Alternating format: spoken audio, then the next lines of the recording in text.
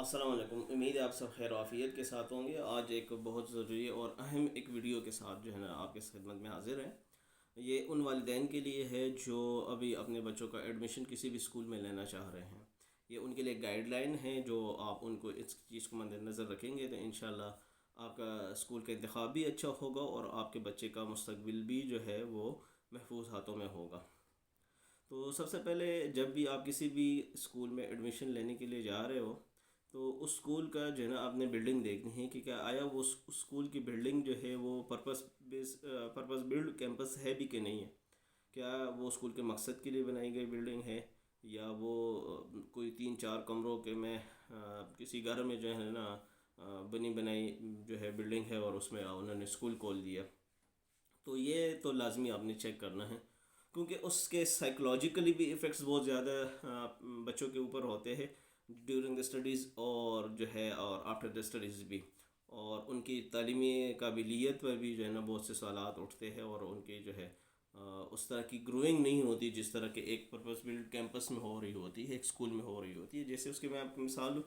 آپ نے جتنے بھی گورنمنٹ کے اسکولز دیکھے ہوں گے تو وہ بڑے کھلے ہوادار ہوتے ہیں، گراؤنڈز اس میں ہوتے ہیں، کلاس روم بڑے بڑے ہوتے ہیں، واش رومز الگ سے ہوتے ہیں۔ تو اگر آپ بچے کا ایڈمیشن اس اسکول میں کرنا چاہ رہے ہیں کہ یا کر رہے یا کیا ہوا ہے کہ جہاں پر ایک چھوٹا سا 5 مرلے کا 6 مرلے کا گھر ہے جو موسٹلی ہم نے دیکھا ہوا ہے اسکولوں میں، اور اس اسکول میں آپ نے ایڈمیشن لیا ہوا ہے، اس کلاس روم کے ساتھ یہ اکثر اٹیچ جو ہے نا واش روم ہوتا ہے۔ آپ نے دیکھا ہوگا کہ جب وہ بچے جو ہے نا وہ کلاس روم میں دیکھیں ایک کلاس میں 30 سے 40 بچے 25 بچے بیٹھے ہوئے ہوتے ہیں، اور اکثر اسکول جو ان رومز کے کمرے بھی چھوٹے ہوتے ہیں، 12 بائی 12 کا 13 بائی 14 کا کمرہ ہوتا ہے، اس طرح نارمل جو سائز کے ہوتے ہیں۔ اس میں ہوتا کیا ہے کہ جب بھی بچے جو ہے نا وہاں پہ جاتے ہیں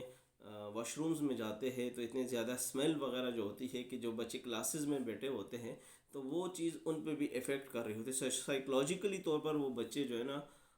اس طرح گرو نہیں کر رہے ہوتے جس طرح کا ہونا چاہیے، جس طرح کے انوائرمنٹ میں ہونا چاہیے، جو عام صاف ستھری فضا ہو اس میں جو بچے جو ہے نا گرو کر رہے ہوتے ہیں۔ دوسرا جو ہے آپ نے دیکھنا ہے کہ آیا وہ بلڈنگ جو ہے اسکول پرپس کے لیے تو بنائی گئی ہے،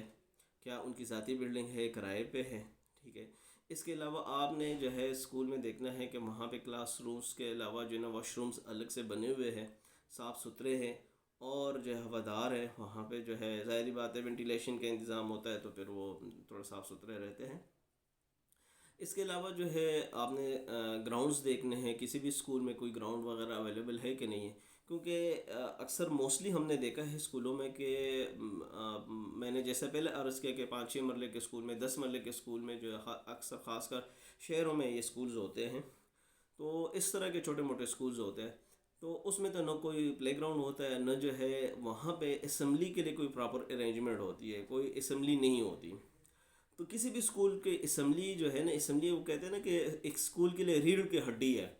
وجہ یہ ہے کہ اس میں بچے ڈسپلن سیکھتے ہیں، صبح صبح آپ جب آتے ہیں بچے جو ہے نا لائن میں کھڑے ہوتے ہیں، یونیفارم چیک کیا جاتا ہے، ان کے بال ان کے ناخن ہر چیز چیک کیے جاتے ہیں، ان کو ایک ترتیب کے ساتھ سمجھایا جاتا ہے چیزوں کو، دوسرے بچوں کو دیکھتے ہیں، ان کے شوز کو دیکھتے ہیں، ان کو ڈریسز کو دیکھتے ہیں، ٹھیک ہے۔ اور اس بچے اور اس اسمبلی میں جب پریزنٹیشن ہوتی ہے، بچے جب پریزنٹیشن دیتے ہیں تو وہ ان میں ایک کانفیڈنس کا لیول جو ہے نا وہ الگ سے بن جاتا ہے۔ تو یہ بہت ضروری ہے،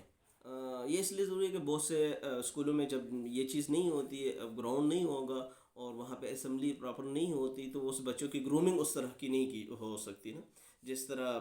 ایک پراپر اسکول میں جہاں پہ گراؤنڈ ہو یا بڑی جگہ ہو جہاں پہ بچے جو ہے اسمبلی کرا سکے۔ تو اسمبلی مقصد کے لیے جو ہے نا ان کے لیے یہ بہت ضروری ہے کہ اسمبلی جہاں پہ ہو تو وہ اسکول کے بچے جہاں پہ اسمبلی میں وہ پریزنٹیشن دیتے ہیں، ریپرزینٹ کرتے ہیں اپنے آپ کو، تو وہ ان بچوں میں کانفیڈنس کا لیول جو ہے نا وہ الگ ہوتا ہے بلحاظ دوسرے عام اسکولوں کے عام بچوں کے، جس میں وہاں پر جہاں پہ اسمبلی نہیں ہوتی ان کے لیے جو ہے وہ ان سے ڈفرینٹ ہوتا ہے۔ تو یہ تو چند باتیں تھی کہ واش رومز کے حوالے سے، گراؤنڈز کے حوالے سے، اور جو ہے اس کے علاوہ جو ہے نا آپ نے سب سے بحث جو ہے وہ چیز جو چیک کرنی ہے تارلی وہ ہے کہ اسکول کا جو